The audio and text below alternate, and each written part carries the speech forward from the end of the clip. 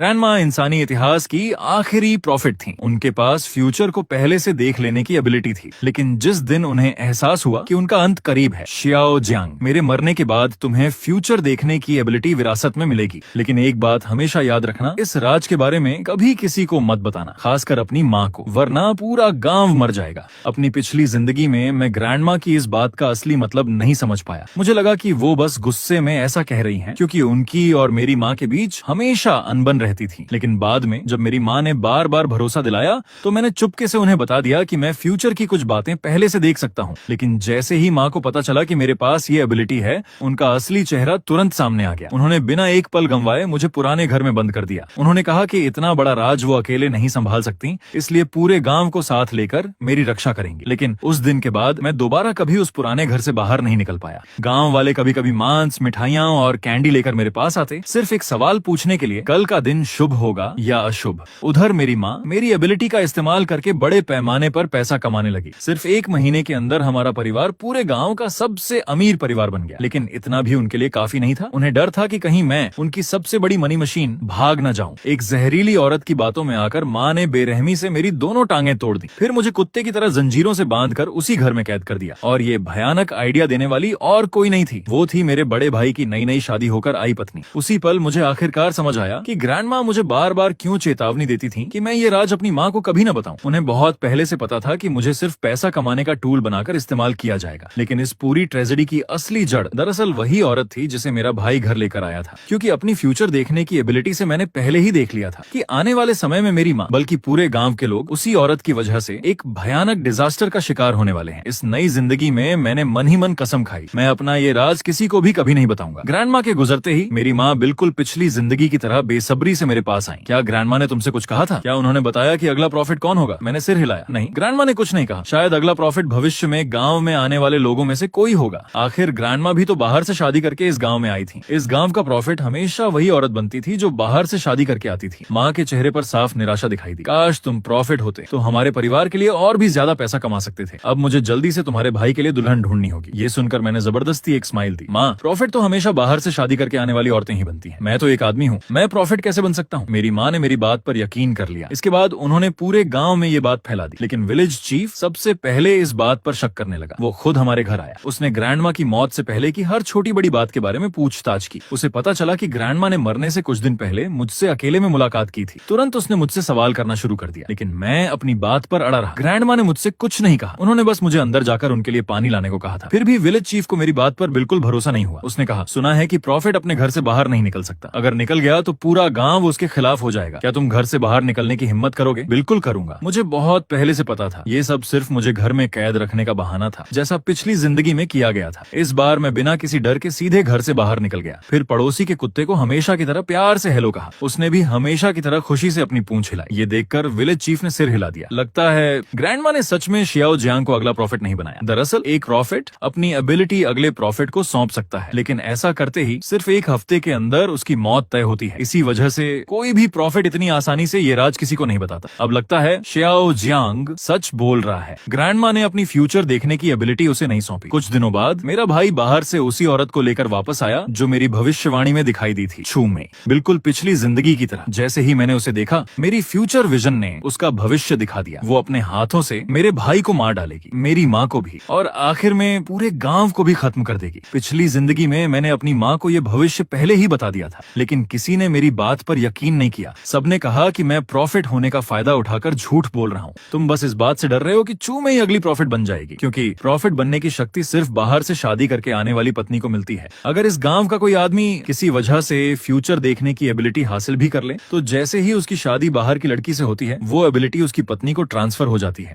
इसलिए तुम्हें डर है कि तुम्हारे भाई की शादी छू में ही से हो जाएगी और तुम्हारी फ्यूचर विजन उसकी हो जाएगी। इसी वजह से तुम लगातार उसकी बुराई कर रहे हो। पिछली जिंदगी में मैंने चाहे जितनी सफाई दी, किसी ने मेरी एक नहीं सुनी। उस समय चू मेई ने भी प्रॉफिट जैसे कई लक्षण दिखाने शुरू कर दिए थे। जैसे गांव के सारे कुत्ते उसे देखते ही भौंकने लगते थे, गांव के मुर्गे उसके सामने बांग देने की हिम्मत नहीं करते थे, यहाँ तक कि गांव का सबसे दबंग बड़ा हंस भी उसे देखते ही भाग जाता था। गांव वालों का मानना था कि ये सारे जानवर उसकी शक्ति से डरते हैं और भविष्य में वही गांव की सबसे शक्तिशाली प्रॉफिट बनेगी। लेकिन सिर्फ मैं जानता था कि वो जानवर उससे डरते नहीं थे, बल्कि उसे नफरत करते थे। अगर उनके बस में होता बू तो उसी वक्त उसे मार डालते, लेकिन वो उसके सामने पूरी तरह बेबस थे। जब चू मेई पहली बार गांव में आई थी, उसने कहा था कि वो सिर्फ एक टूरिस्ट है, वो बस गांव की खूबसूरती और यहाँ की लोकल कल्चर का अनुभव करना चाहती है। लेकिन बिल्कुल पिछली जिंदगी की तरह गांव में कदम रखते ही उसने सबसे पहले प्रॉफिट के बारे में पूछना शुरू कर दिया। पिछली जिंदगी में जब उसे पता चला कि मैं गांव का प्रॉफिट हूँ, तो उसने बिना एक पल गंवाए मेरे भाई से शादी करने की इच्छा जता दी, क्योंकि अफवाह थी कि जैसे ही उसकी शादी मेरे भाई से होगी, मेरी फ्यूचर विजन की एबिलिटी उसके पास ट्रांसफर हो जाएगी। उसके बाद उसने कुछ चालें चली और मेरी हर भविष्यवाणी का नतीजा बदलना शुरू कर दिया। उसने सबको यकीन दिला दिया, ये उम्मीद कि मैंने फ्यूचर देखने की एबिलिटी खो दी है। मैंने साफ साफ अनगिनत भविष्य देखे थे, लेकिन वो हर बार किसी न किसी तरीके से उन्हें बदल देती थी और आखिर में मैं पूरी तरह बेबस हो गया। ग्रैंडुअली मुझे साफ महसूस होने लगा कि उसकी फ्यूचर देखने की एबिलिटी धीरे धीरे खत्म हो रही है और पूरे गांव को पूरा यकीन हो गया कि अब छू में ही अगली प्रॉफिट है और उसकी एबिलिटी मुझसे भी कहीं ज्यादा शक्तिशाली है। लेकिन इस जिंदगी में जब उसे पता चला कि पिछली प्रॉफिट ग्रैंडमा अब इस दुनिया में नहीं रही, तो उसने बिल्कुल पिछली जिंदगी की तरह मेरे भाई से शादी करने की इच्छा जता दी। उसने कहा कि उसे ब्राइड प्राइस नहीं चाहिए, ना किसी लंबे मैच मेकिंग की जरूरत है, ना किसी बड़ी शादी की रस्म की। वो सीधे हमारे घर आकर रहने लगी। पहले प्रेगनेंसी और उसके बाद बैंक्वेट। मेरे भाई और मेरी माँ के लिए ये किसी आसमान से गिरी दौलत से कम नहीं था। दोनों खुशी से फूले नहीं समा रहे थे। पिछली जिंदगी में मैंने उसे घर में आने से रोकने की हर संभव कोशिश की थी, क्योंकि मुझे पता था उसके इरादे बिल्कुल भी अच्छे नहीं है। लेकिन जब मेरा अपना परिवार ही मेरी बात पर भरोसा नहीं करता था, तो गांव वाले क्यों करते? इसलिए वो आसानी से हमारे घर में आ गई और धीरे धीरे सबकी नजरों में प्रॉफिट बन गई। लेकिन इस जिंदगी में मैंने उसे रोकने के लिए एक शब्द भी नहीं कहा, बल्कि उसका गर्मजोशी से स्वागत किया, क्योंकि मैंने पहले ही उसका फ्यूचर देख लिया था। जब तक मैं उसका विरोध नहीं करूंगा, वो मुझे कोई नुकसान नहीं पहुंचाएगी। जहां तक मेरी माँ और भाई का सवाल है, मैं उनके लिए सिर्फ अच्छी किस्मत की दुआ ही कर सकता था। छू में इस बार भी पिछली जिंदगी की तरह बेहद निर्दयी थी। वो हर दिन मेरे भाई से चिपकी रहती, लेकिन काफी समय बीत जाने के बाद भी उसके पेट में कोई बच्चा नहीं ठहरा। मेरा भाई तो शांत था, लेकिन मेरी माँ को ये बात बिल्कुल बर्दाश्त नहीं हुई। उन्होंने हर दिन ताने मारना शुरू कर दिया, ये तो ऐसी मुर्गी है जो अंडे ही नहीं देती। अगले ही दिन छू मेई ने हर रोज एक मुर्गी काटकर उसका सूप बनाना शुरू कर दिया। फिर माँ को उस मुर्गी का अंडों से भरा पेट दिखाती और कहती, मुर्गियां अंडे नहीं देती, ऐसी बात नहीं है, असल में आपकी किस्मत खराब है और आप में सब्र बिल्कुल नहीं है। जब तक घर की सारी मुर्गियां खत्म नहीं हो गई, तब तक उसने यही किया। उसके बाद मेरी माँ ने दोबारा कभी ये नहीं कहा कि मुर्गियां अंडे नहीं देती। फिर छू मेई बोली, जो खाना है वही खाना चाहिए जो शरीर को पोषण दे। अगर तुम चाहती हो कि मुझे जल्दी बच्चा हो, तो मुझे प्रेग्नेंट जानवरों का मांस खिलाओ, तभी मैं जल्दी प्रेग्नेंट हो पाऊंगी। ये सुनकर मैं अंदर तक कांप गया। इस जिंदगी में वो पिछली बार से भी ज्यादा निर्दयी हो चुकी थी। पिछली जिंदगी में उसने प्रेग्नेंट जानवर खाने की सलाह तब दी थी जब वो खुद प्रेग्नेंट हो चुकी थी, लेकिन इस बार मेरी माँ के बढ़ावे की वजह से उसने पूरे गांव की सारी अंडे देने वाली मुर्गियां खत्म कर दी और इसके बाद दूसरे प्रेग्नेंट जानवरों को भी खाना शुरू कर दिया। अगर मछली खाती तो सिर्फ वही जिसमें अंडे भरे हों और सबसे ज्यादा शौक से उन्हीं अंडों को खाती। मुझे सचमुच डर लगने लगा, लेकिन अफसोस मैं पहले ही उसका फ्यूचर देख चुका था। उसे अपनी पूरी जिंदगी में सिर्फ एक ही बच्चा होगा और आखिर में उसी बच्चे के हाथों उसकी मौत होगी। उसे आम तौर पर खेतों में मिलने वाले स्नेल्स खाना बहुत पसंद था, लेकिन वो सिर्फ मादा स्नेल्स ही खाती। नर स्नेल्स पूरे गांव में बांट देती। उसकी इन अजीब हरकतों की अब सबको आदत हो चुकी थी, क्योंकि पूरे गांव को यकीन था कि वो प्रॉफिट है, इसलिए उसका अलग तरह से व्यवहार करना बिल्कुल सामान्य माना जाता था। धीरे धीरे पूरे गांव को उसके रूल्स याद हो गए। कोई भी अगर उससे अपना शुभ अशुभ पूछने आता तो उसे साथ में कोई जिंदा जानवर लाना पड़ता, और अगर वो प्रेग्नेंट होता तो और भी अच्छा। इस वजह से हमारे घर में प्रेग्नेंट जानवरों की कभी कमी नहीं रहती थी। प्रेग्नेंट खरगोश, अंडे देने वाली मुर्गियां, बतख और हंस, हर तरह के जानवर आते रहते। कभी कभी मेरी माँ को किसी जानवर पर तरस आ जाता। अगर उन्हें लगता कि कोई खरगोश बस बच्चे देने ही वाला है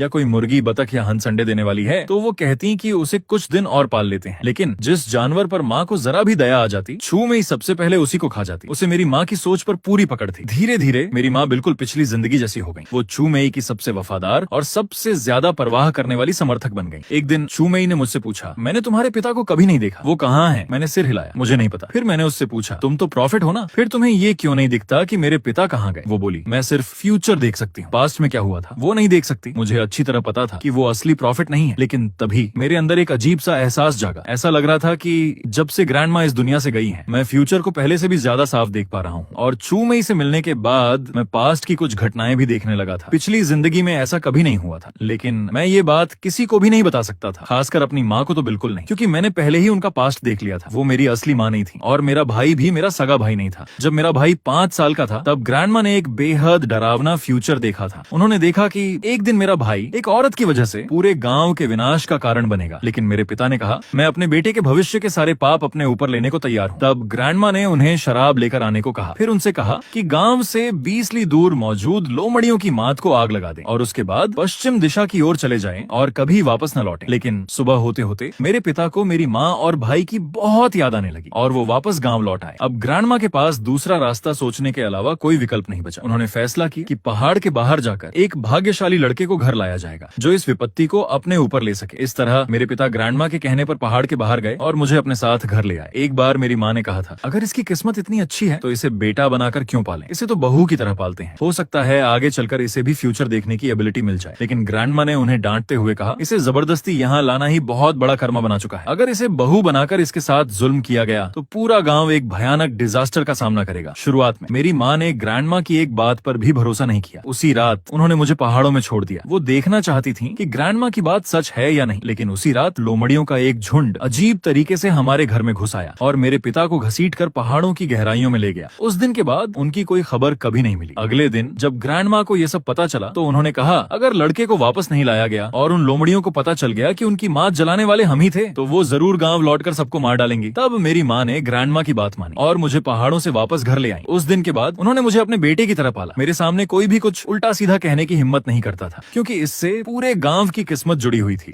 ग्रैंडमा को मेरे साथ हुए अन्याय का एहसास था, इसलिए उन्होंने नियम तोड़ते हुए फ्यूचर देखने की अपनी एबिलिटी मुझे दे दी। उन्हें उम्मीद थी कि मैं अपने परिवार से नफरत नहीं करूंगा। लेकिन ग्रैंडमा के मरते ही मेरी माँ पूरी तरह बदल गई। जैसे ही उन्हें मेरी एबिलिटी का पता चला उन्होंने सिर्फ पैसे के लिए मुझे हमेशा के लिए इस घर में कैद कर दिया। बाद में जब चू मई प्रेग्नेंट हुई तो माँ ने फिर उसकी हर बात माननी शुरू कर दी। उन्होंने मेरी टांगें तोड़ दी और मुझे बांधकर कैद कर दिया। इसलिए जब बाद में पूरे गांव के विनाश की घड़ी आई तो मैं सिर्फ बेबस होकर देखता रह गया कि जहर की वजह से पूरा गांव पागल होता जा रहा है। आखिर में मैंने पूरे घर में आग लगा दी और उसी आग में छू मई और उसके नाजायज बच्चे को भी खत्म कर दिया। पिछली जिंदगी की टूटी हुई टांगें और आग में जलकर दोबारा जन्म लेने की दर्दनाक याद सोचते ही मेरा पूरा शरीर कांप उठा। उसी समय छू मई ने मेरी ठुड्डी पकड़कर ऊपर उठा दी। छू मई ने मेरी ठुड्डी पकड़कर बिल्कुल सहज अंदाज में पूछा, क्या तुम्हें सच में नहीं पता कि तुम्हारे पिता कहाँ गए थे? उसी पल मैंने पहली बार छू मई का पास्ट और फ्यूचर दोनों देख लिया। वो इंसान नहीं बल्कि एक फॉक्स स्पिरिट थी और इस जिंदगी में वो सिर्फ बदला लेने के लिए वापस आई थी। 10 साल से भी पहले मेरे पिता की मौत के पीछे भी वही थी। लेकिन इसके बाद भी उसके दिल का गुस्सा बिल्कुल शांत नहीं हुआ क्योंकि उसके माता पिता उसी आग में मारे गए थे जो मेरे पिता ने उनकी लोमड़ियों की मान में लगाई थी। उस पल मैं सिर्फ खुद को बचाना ही नहीं चाहता था,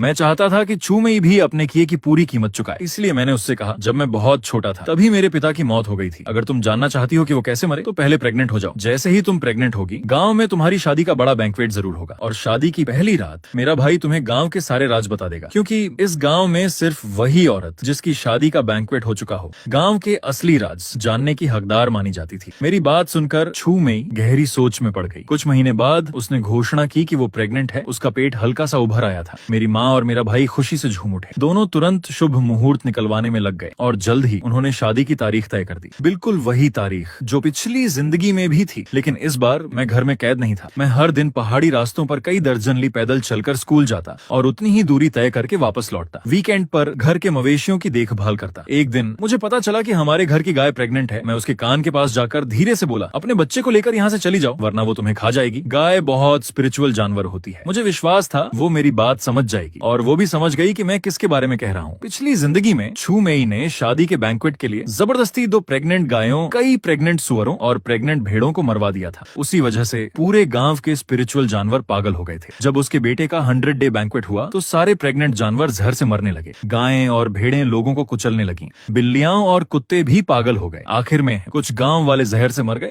और बाकी पागल हो गए। लेकिन मैं बच गया क्योंकि मेरे पास घर से बाहर निकलने का मौका ही नहीं था। और जब छू मई को पता चला कि मैं इस गांव का असली बच्चा नहीं हूँ तो उसने मुझे नहीं मारा। उसने सिर्फ मेरी माँ और मेरे भाई को मार डाला। लेकिन उसकी पहले फैलाई हुई अफवाहों की वजह से मैं हमेशा के लिए चलने की एबिलिटी खो चुका था। इसी कारण मैं हमेशा उससे नफरत करता रहा। उसी समय मेरे सामने खड़ी गाय ने अचानक एक लंबी सांस छोड़ी, फिर दोनों घुटनों पर बैठ गई। उसकी आंखों से लगातार आंसू बह रहे थे और हैरानी की बात, मैं उसका मतलब समझ गया। वो चाहती थी कि मैं उसके बच्चे का ख्याल रखूं। मैंने उसका फ्यूचर देखा। उसके पास अब ज्यादा समय नहीं बचा था। जैसे ही छू मई उसे खा लेगी उसका बच्चा पुनर्जन्म लेकर छू मई के गर्भ में जन्म लेगा। इसलिए वो खुद की बलि देने को तैयार थी। सिर्फ अपने बच्चे के लिए उम्मीद की एक किरण बचाने के लिए। उसने मुझसे विनती की कि मैं चू मेई को बता दूं कि वो प्रेग्नेंट है। वो चाहती थी कि चू मेई की शादी जल्दी कर दी जाए ताकि उसके मरने से पहले चू मेई उसके बच्चे को खा सके। भारी मन से मैं घर लौट आया क्योंकि मैं पहले ही उस गाय का फ्यूचर देख चुका था। उसे बचाने का कोई रास्ता नहीं था, बस एक ही उम्मीद थी कि चू मेई उसके अजन्मे बछड़े को खा ले, शायद तभी उसके बच्चे के बचने की थोड़ी सी संभावना रह जाए। मैंने चुपके से चू मेई से कहा, हमारे घर की गाय प्रेग्नेंट है, लेकिन बैल इतना बड़ा है, माँ शायद उसे काट कर खाने नहीं देंगी। अगले ही दिन बिल्कुल मेरी उम्मीद के मुताबिक चू मेई का मेरी माँ से झगड़ा हो गया। वो जिद करने लगी, मुझे घर वाली गाय ही खानी है। माँ बोली, इतनी बड़ी गाय को काट कर खाना बहुत अफसोस की बात होगी। चू मेई ने अपना पेट पकड़ते हुए कहा, मेरे पेट में पल रहा बेटा, उसे सिर्फ बीफ खाना है। क्या आप नहीं चाहती कि आपका पोता बड़ा होकर बछड़े जितना ताकतवर बने? आखिरकार मेरी माँ के पास मानने के अलावा कोई रास्ता नहीं बचा। फिर उन्होंने मेरे भाई की शादी की तारीख भी आगे कर दी ताकि शादी के साथ ही गाय को भी काटा जा सके। शादी जल्दी होने की वजह से गांव वालों को ये देखने का समय ही नहीं मिला कि बैंक्वेट के लिए चुने गए सुअर, गाय और भेड़ें प्रेग्नेंट हैं या नहीं। उन्होंने यूं ही कुछ जानवर चुन लिए और शादी की तैयारी शुरू कर दी। उधर चू मेई भी अब ज्यादा नहीं खा पा रही थी। वो बार बार सिर्फ एक ही बात दोहराती रही, घर वाली गाय के पेट में जो है वो मेरे लिए बचा कर रखना, उसे मैं खुद संभालूंगी। बाकी किसी चीज पर उसने जोर नहीं दिया। शादी के बाद चू मेई का मेरे प्रति रवैया बिल्कुल पिछली जिंदगी जैसा हो गया। उसकी दुश्मनी काफी कम हो गई। शायद अब उसे पता चल चुका था कि मैं इस परिवार का असली बेटा नहीं हूँ। वो मेरे भाई और माँ के सामने मेरी तारीफ करने लगी। शियाओ जियांग अब इतना बड़ा हो गया है, हर दिन इतने लंबे पहाड़ी रास्ते तय करके पढ़ने जाता है। ये कितना खतरनाक है, क्यों ना इसे हॉस्टल में रहने दिया जाए। हर 1-2 महीने में एक बार घर आ जाएगा, इससे ये सुरक्षित भी रहेगा और इसकी पढ़ाई भी अच्छी होगी। मुझे पता था वो सिर्फ इसलिए ऐसा कह रही है क्योंकि उसे घर में मेरा होना पसंद नहीं था। तभी मेरा भाई बोला, तुम अब 16 साल के हो गए हो, अब और क्या पढ़ाई करनी है, गाँव की परंपरा मानकर किसी घर में शादी करके क्यों नहीं चले जाते। ये सुनकर मेरी माँ थोड़ी घबरा गई। शायद उन्हें वही दिन याद आ गया जब लोमड़ियाओं मेरे पिता को घसीट कर ले गई थी। उन्होंने तुरंत कहा, हम इसे जबरदस्ती किसी घर में शादी नहीं करवा सकते। मुझे लगा यही सही मौका है। मैं तुरंत उनके पैरों पर घुटनों के बल बैठ गया और बोला, मुझे हॉस्टल में रहने दीजिए। जब मैं बड़ा होकर पैसा कमाऊंगा तो सारा पैसा वापस लाकर अपने छोटे भतीजे का ख्याल रखूंगा। लेकिन मेरी माँ और भाई मेरी पढ़ाई पर पैसा खर्च नहीं करना चाहते थे। मैंने उन्हें समझाया, गाँव के बच्चों को गवर्नमेंट सब्सिडी मिलती है, मुझे कोई पैसा नहीं देना पड़ेगा। इस बार मेरी माँ आखिरकार मान गई। घर छोड़ने से पहले मैंने एक बार फिर उनका फ्यूचर देखा। वो भी मेरे भाई की तरह पूरी तरह चू मेई की गुलाम बन जाएंगी क्योंकि उनकी मानसिक शक्ति भी अब मेरे भाई जितनी ही रह गई थी। और चू मेई अपने पेट में पल रहे बच्चे की वजह से अब दूसरे लोगों को आसानी से नुकसान नहीं पहुंचा सकती थी। उनकी इजाजत मिलते ही मैं उसी रात गांव छोड़कर निकल गया। जब मैं गांव से लगभग 20 ली दूर स्थित हुशान पहुंचा तो खुद को रोक नहीं पाया। मैंने एक बार फिर लोमड़ियों की माद में आग लगा दी। प्रॉफिट का सबसे बड़ा दुश्मन हमेशा लोमड़ी ही होती है, इसलिए हर बार जब हम हुशान से गुजरते थे तो अपने फॉलोअर्स से लोमड़ियों के बिल में आग लगाने के लिए कहते थे। हालांकि कई सालों से उस पहाड़ पर कोई लोमड़ी नहीं थी, लेकिन अगले ही पल आग की लपटों के बीच मुझे लोमड़ियों की दर्द भरी चीखें सुनाई देने लगी और मैंने देखा चू मेई दांत भींचे बेहद दुखी चेहरे के साथ मुझे घूर रही थी। मैं बुरी तरह घबरा गया और पूरी ताकत से भागने लगा। भागते भागते जब मैं हाईवे के किनारे पहुंचा और दोनों तरफ बने घरों साथ ही इक्का दुक्का चलते लोगों को देखा, तब जाकर मैंने राहत की सांस ली। उसी समय सड़क किनारे पड़ा एक बड़ा पत्थर मेरी नजर में आया। पता नहीं क्यों हर बार उसके पास से गुजरते हुए मुझे उसके साथ एक अजीब सा अपनापन महसूस होता था, जैसे मैं उसे बहुत पहले से जानता हूँ। मैंने आसमान की ओर देखा। अभी काफी जल्दी थी, आज मुझे पूरी रात पैदल चलना था। मैं थक भी चुका था और भूखा भी था, इसलिए मैं उसी पत्थर पर लेट गया। कुछ ही देर में मुझे नींद आ गई और फिर मैंने एक अजीब सपना देखा। सपने में एक लापरवाह पति पत्नी अपने छोटे बेटे को लेकर वहां आए। उन्होंने बच्चे को उसी पत्थर पर बैठाकर उसकी फोटो ली, लेकिन जाते समय उसे वहीं भूल गए। जब उन्हें बाद में याद आया और वो वापस लौटे तो बच्चा पत्थर पर नहीं था। किसी को कभी पता नहीं चला कि वो बच्चा कहाँ चला गया। बेटा उठो, किसी आदमी ने बहुत धीरे से मुझे हिलाया। मैंने नींदी आंखों से उन्हें देखा, लेकिन चाहे जितनी कोशिश की उनका चेहरा साफ दिखाई नहीं दे रहा था। तभी एक ठंडा हाथ मेरे माथे पर आकर रुका। वो स्पर्श बेहद सुकून देने वाला था। इसे तेज बुखार है, ठंडक के लालच में पूरी रात पत्थर पर सो गया होगा, जल्दी इसे हॉस्पिटल ले चलो। एक भारी पुरुष आवाज मेरे कानों में गूंजी। अध बेहोशी की हालत में मुझे उठाकर हॉस्पिटल ले जाया गया। जब मेरी आंख खुली तब रात हो चुकी थी। एक आदमी मेरा हाथ पकड़े हुए बेहद उत्साहित होकर बोला, बेटा तुम्हें होश आ गया। उसे देखते ही मेरे अंदर पहली बार डर और बेचैनी पैदा हुई, क्योंकि उस आदमी के बारे में मुझे कुछ भी दिखाई नहीं दे रहा था। मैं उसका फ्यूचर नहीं देख पा रहा था। अपनी पूरी जिंदगी में ये पहली बार था जब मुझे ऐसा कोई इंसान मिला था। मैंने झटके से अपना हाथ खींच लिया और बिस्तर के एक कोने में सिमट गया। मुझे मत छुओ, मुझे अजनबियों का छूना बिल्कुल पसंद नहीं। वो बेबसी से मुस्कुराया। उसने कहा कि मैं उसका बरसों पहले खोया हुआ बेटा हूँ। उसका नाम था यू वेन हेंग। उसी पल मेरे सिर में अचानक ऐसी तेज दर्द उठी मानो मेरा सिर अभी 2 टुकड़ों में बढ़ जाएगा। ग्रेजुअली यू वेन हेंग नाम मेरे दिमाग में बार बार गूंजने लगा, लेकिन गांव में मेरा नाम तो शियाओ जियांग था। तो फिर यू वेन हेंग आखिर कौन था? उसी समय पास खड़े डॉक्टर ने एक रिपोर्ट निकालकर कहा, DNA टेस्ट रिपोर्ट आ गई है, ये बच्चा ही कई साल पहले खोया हुआ यू वेनहिंग है, यानी ये इन्हीं का खोया हुआ बेटा है। मैंने अनजाने में डॉक्टर का फ्यूचर देखा। वो एक बेहद कुशल डॉक्टर बनने वाला था। उसका कैरेक्टर भी बहुत अच्छा था। भविष्य में वो इस हॉस्पिटल का डायरेक्टर बनेगा, इसलिए वो इस समय झूठ नहीं बोल रहा था। यानी मेरे सामने खड़ा आदमी यूहाओ वाकई मेरा असली पिता था, क्योंकि एक प्रॉफिट अपने सबसे करीबी रिश्तेदारों या किसी महान डीमन का फ्यूचर नहीं देख सकता। इसका मतलब या तो वो मेरा असली पिता था या फिर कोई बेहद खतरनाक महान डीमन। हॉस्पिटल से डिस्चार्ज होने के बाद यूहाओ मुझे अपने विला ले गया। वहाँ मेरी मुलाकात परिवार के बाकी लोगों से हुई। एक औरत जिसका नाम फांग जिंग था, उसने खुद को मेरी असली माँ बताया। वहाँ मेरा छोटा भाई यूजे भी था और एक बहन यूशुए। मैं यूहाओ और फांग जिंग का पास्ट या फ्यूचर नहीं देख पा रहा था, लेकिन मैंने यूजे और यूशुए का पास्ट और फ्यूचर साफ देख लिया। यूजे वाकई फांग जिंग का असली बेटा था और यूशुए वही लड़की थी जो उस बड़े पत्थर पर मिली थी। तब मुझे सच्चाई समझ आई। फांग जिंग समय समय पर उस पत्थर के पास जाकर देखती रहती थी, फिर किसी बच्चे को वहाँ एक रात के लिए सुला देती थी। शायद उन्हें पूरा विश्वास था कि ऐसा करने से उनका खोया हुआ बेटा वापस मिल जाएगा। हालांकि यूहाओ और फांग जिंग ने मुझे डीएनए रिपोर्ट दिखाई जिसमें लिखा था कि मैं उनका ही बेटा हूँ, लेकिन मैं उनसे जरा भी अपनापन महसूस नहीं कर पा रहा था। यहाँ तक कि मुझे लगा गांव की मेरी एडॉप्टिव माँ भी उनसे बेहतर थी। भला कोई सगी माँ पालने वाली माँ से भी बदतर कैसे हो सकती है। हालांकि मेरी एडॉप्टिव माँ ने भी मेरे साथ अच्छा व्यवहार नहीं किया था, लेकिन मेरे अंदर की इंट्यूशन लगातार मुझे कुछ और ही बता रही थी। विला में आने की पहली रात फांग जिंग ने कहा, मेरा बेटा इतने साल बाद वापस मिला है, आज रात तुम मेरे साथ ही सो। इतने सालों की बहुत सारी बातें करनी है। मैंने बहुत विरोध किया, लेकिन उन्होंने मेरी एक नहीं सुनी। रात को जैसे ही हम लेटे, उन्होंने बेसब्री से पूछा, इतने साल गांव में रहने के बाद क्या तुम्हें भी फ्यूचर देखने की एबिलिटी मिल गई? क्या तुम प्रॉफिट बन गए हो? मैं चौंक गया। उन्हें प्रॉफिट के बारे में कैसे पता था? तभी मुझे ग्रैंडमा की आखिरी बात याद आ गई। अचानक मेरे मन में एक अजीब सा एहसास हुआ, क्या ऐसा हो सकता है कि चाहे माँ सगी हो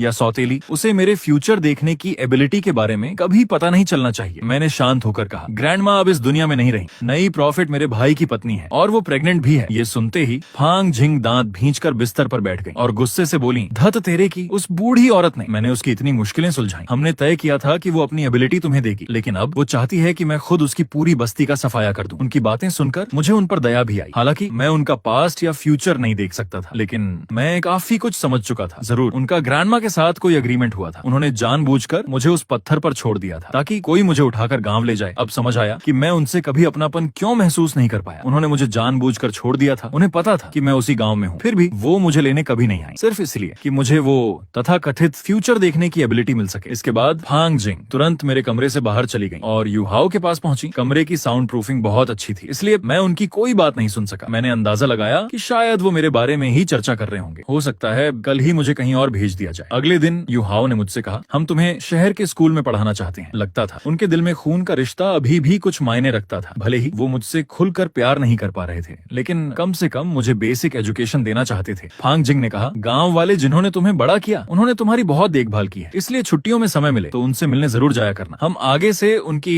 ट्यूशन फी और लिविंग एक्सपेंसेस भी भेजते रहेंगे। मैंने सिर हिला दिया। मुझे तो वैसे भी वापस जाना ही था। मैं अभी छू मई का अंत देखना चाहता था। यूहाओ बोले, तुम्हारी उम्र के हिसाब से तुम्हें हाई स्कूल के पहले साल में होना चाहिए, लेकिन गांव की पढ़ाई का लेवल कम था, इसलिए पहले मिडिल स्कूल का आखिरी साल पूरा कर लो, फिर हाई स्कूल में जाना। लेकिन मैंने साफ मना कर दिया। मैंने कहा कि मैं सीधे हाई स्कूल के पहले साल में एडमिशन लूंगा और एंट्रेंस एग्जाम भी पास कर लूंगा, क्योंकि मैं सिर्फ सवाल ही नहीं, अपने आसपास के लोगों का फ्यूचर भी देख सकता था। इसलिए मुझे आंसर्स पहले से पता चल जाते थे। किसी भी एग्जाम से मुझे डर नहीं लगता था और हुआ भी बिल्कुल वैसा ही। एंट्रेंस एग्जाम के दौरान मैंने अपनी फ्यूचर विजन का इस्तेमाल किया। मुझे पहले से आंसर और पासिंग मार्क्स दोनों पता थे, इसलिए मैं आसानी से पास हो गया। इसके बाद फांग जिंग ने मेरे एडमिशन की सारी फॉर्मेलिटीज पूरी कराई। आईडी कार्ड बनवाया, बैंक कार्ड बनवाया, सब कुछ। पहला मंथली एग्जाम खत्म हुआ और छुट्टियां शुरू हो गईं। फांग जिंग मुझे और यूशुए को लेकर गांव गईं। वो अपने साथ ढेर सारे गिफ्ट्स भी लाई थी। उन्होंने कहा कि वो मेरी अडॉप्टिव माँ का शुक्रिया अदा करना चाहती हैं, जिन्होंने इतने साल मुझे पाला। लेकिन जैसे ही छू मई ने फांग जिंग को देखा, वो कुछ पल के लिए पूरी तरह सन्न रह गई, क्योंकि उसके पास्ट और फ्यूचर में फांग जिंग कभी दिखाई ही नहीं दी थी। लेकिन जब उसकी नजर यूशुए पर पड़ी तो उसकी आंखों में साफ डर उतर आया। उसी पल मैंने छू मई और यूशुए का पास्ट देखा और जो सच्चाई सामने आई उसने मुझे अंदर तक हिला दिया। दोनों असल में माँ बेटी नहीं, माँ और संतान थी, और दोनों ही फॉक्स स्पिरिट थी। यूशुए वही बच्ची थी जिसे छू मई ने उस पत्थर पर छोड़ दिया था। जिंदा रहने के लिए उसे अपना बच्चा वहीं छोड़ना पड़ा था। छू मई गांव में सिर्फ बदला लेने आई थी और प्रॉफिट की शक्ति हासिल करने के बाद वो यूशुए को वापस ले जाना चाहती थी। उस पल मेरा पूरा दिमाग सुन्न पड़ गया। ये सब आखिर हो क्या रहा था? फांग जिंग ने छू मई से ज्यादा बातें नहीं की, लेकिन जब उन्होंने उसके पेट की ओर देखा तो उनकी नजर बेहद गंभीर हो गई। पता नहीं उन्होंने कुछ महसूस किया था या नहीं, लेकिन आखिर में उन्होंने छू मई से कुछ नहीं कहा। उस रात हमने वहीं डिनर किया। खाना खाते समय फांग जिंग ने चू मेई से उसकी डिलीवरी डेट पूछी और कहा बच्चा होने के बाद हम फिर मिलने आएंगे। इसके बाद वो मुझे और यू शुए को लेकर वापस लौट गई, लेकिन उस समय चू मेई यू शुए से कुछ और बातें करना चाहती थी। फिर भी शायद वो फांग जिंग से डर रही थी, इसलिए आखिर तक कुछ नहीं बोली। वापस आने के बाद मैंने देखा यू शुए का फ्यूचर बदलने लगा है। पहले उसके फ्यूचर में साफ दिखाई देता था कि आगे चलकर उसकी शादी यूजे से होगी, लेकिन अब उसका फ्यूचर धुंधला हो गया था। यहाँ तक कि यूजे का फ्यूचर भी साफ दिखाई नहीं दे रहा था। कुछ पल के लिए मुझे लगा क्या मेरी फ्यूचर विजन कमजोर होने लगी है या किसी ने उसमें दखल दिया है, लेकिन मैंने ऐसे व्यवहार किया मानो मुझे कुछ भी पता ना हो। स्कूल वापस पहुंचने के बाद मैंने बाकी सभी लोगों का फ्यूचर देखा, सब कुछ पहले जैसा ही था। तब मुझे समझ आया कि मेरी फ्यूचर विजन अभी भी पूरी तरह सुरक्षित है। उधर चू मेई की डिलीवरी डेट भी करीब आती जा रही थी। जिस दिन उसका समय बिल्कुल पास आया, फांग जिंग ने मेरे और यू शुए दोनों के लिए छुट्टी ली और हमें फिर गांव ले गई। चू मेई का पेट अब इतना बड़ा हो चुका था मानो उसके अंदर एक नहीं कई बच्चे पल रहे हों। फांग जिंग ने अचानक कहा शायद चू मेई अब इस बच्चे को जन्म नहीं दे पाएगी, क्यों ना वो अपनी फ्यूचर विजन की एबिलिटी किसी और को दे दे, तुम दोनों में से किसी एक को। उनकी ये बात सुनते ही मेरे दिल में एक जोरदार अशुभ एहसास उठा। चू मेई की नजर धीरे धीरे मेरी तरफ मुड़ी और उसी पल मैंने उसकी आंखों में दो अलग अलग फ्यूचर देखे। पहले फ्यूचर में वो अपनी फ्यूचर विजन मुझे ट्रांसफर कर देती है, लेकिन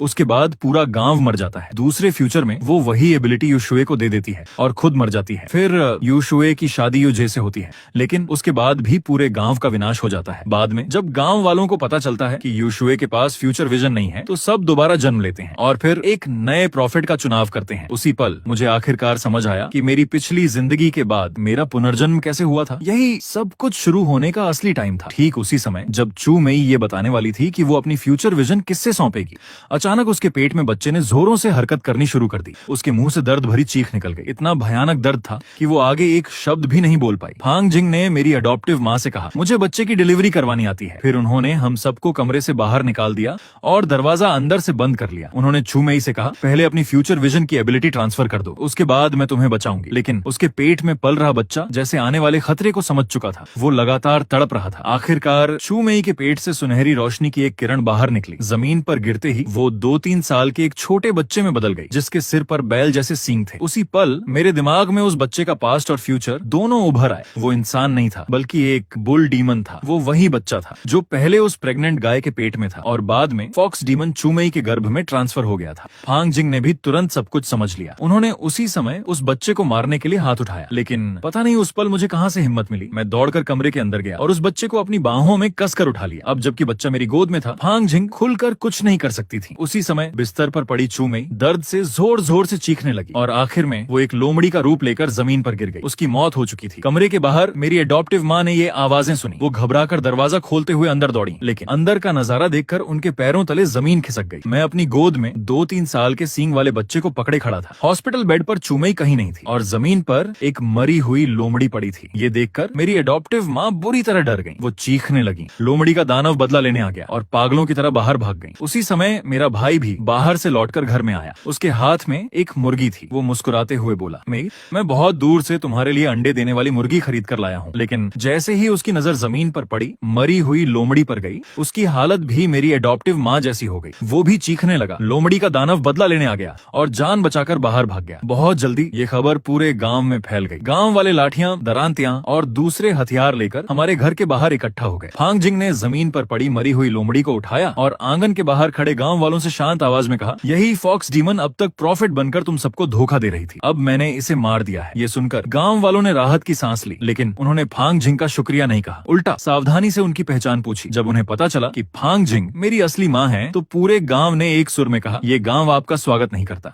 आप यहाँ से चली जाइए। फांग जिंग ने कोई बहस नहीं की। उन्होंने बस एक बार मेरी तरफ देखा, फिर यू शुए को साथ लिया और वहाँ से चली गई। उन्होंने मुझे अपने साथ चलने के लिए भी नहीं कहा, क्योंकि मैंने उनकी आंखों में साफ डर देखा था। ऐसा लग रहा था कि वो चू मेई के इस बच्चे से डर रही है। मैंने नीचे देखा, वो छोटा बच्चा मेरे पीछे छिप गया था। उसने मेरी शर्ट कसकर पकड़ रखी थी। लगता था वो भी फांग जिंग से बहुत डरता था। उस दिन के बाद मैंने यूहाओ के परिवार से फिर कभी कोई संपर्क नहीं रखा। उधर मेरी एडॉप्टिव माँ और मेरा भाई उस रात की घटना के बाद पूरी तरह पागल हो गए। दोनों पूरे गांव में इधर उधर भटकते रहते और बार बार बस यही चिल्लाते, लोमड़ी का दानव बदला लेने आ गया। उन्हें उस हालत में देखकर मैंने फिर कभी उनकी तरफ ध्यान नहीं दिया। मैंने उस छोटे बच्चे की तरफ देखा। मुझे लगा अब उसे एक नाम देना चाहिए। काफी देर सोचने के बाद मैंने उसका नाम रखा न्यू न्यू। आखिर वो बुल डीमन का पुनर्जन्म जो था। इसके बाद मैं न्यू न्यू को लेकर गांव छोड़कर चला गया, क्योंकि मैंने गांव का फ्यूचर देख लिया था। अब वहाँ दोबारा कभी कोई प्रॉफिट पैदा नहीं होगा, ना कोई डीमन, ना कोई मॉन्स्टर। वो बस एक साधारण गांव बनकर रह जाएगा। जब मैं सड़क किनारे पहुंचा तो देखा वो विशाल पत्थर भी अब गायब हो चुका था। यू हाओ और फांगजिंग का परिवार भी वहां से जा चुका था। लेकिन अब कम से कम मुझे अपना असली नाम पता था। मेरा नाम यू वेनहेंग था। मेरे पास अपना बैंक कार्ड था, अपना आईडी कार्ड था और मैं शहर पहुंच चुका था। अब मुझे वहीं अपनी नई जिंदगी शुरू करनी थी। लेकिन सबसे पहले मुझे पैसों की जरूरत थी। तभी मुझे अपनी फ्यूचर विजन याद आई। मैं सीधे एक लॉटरी शॉप में गया। फ्यूचर पहले से देख लेने की एबिलिटी की मदद से मैंने लॉटरी खरीदी और सीधे 10 करोड़ युआन जीत लिए। इस अचानक मिली दौलत से मैंने एक घर खरीदा, एक कार खरीदी, फिर मैंने अपना और न्यू दोनों का रजिस्ट्रेशन करवाया। उसके बाद न्यू का किंडरगार्टन में एडमिशन करा दिया और मैं खुद दोबारा स्कूल जाकर पढ़ाई करने लगा। लेकिन आज तक एक सवाल मुझे हमेशा परेशान करता है, यू हाओ शायद सच में मेरे असली पिता थे। आखिर डीएनए टेस्ट रिपोर्ट झूठी नहीं थी, लेकिन फांगजिंग वो अब भी मेरे लिए एक रहस्य थी। क्या वो सच में मेरी माँ थी या कोई महान डीमन? मैं आज तक नहीं जान पाया क्योंकि मैं कभी भी उनका पास्ट या फ्यूचर नहीं देख सका। लेकिन एक बात मुझे अच्छी तरह पता थी, वो लोग मुझे फिर कभी ढूंढने नहीं आएंगे। अब मेरे माँ बाप कोई नहीं थे, लेकिन अब इन बातों का कोई मतलब भी नहीं था। जिंदगी आगे बढ़ती रहती है, जो बीत गया उसे बीत जाने देना ही बेहतर है। अब मेरे पास न्यू है और मेरे लिए बस इतना ही काफी है।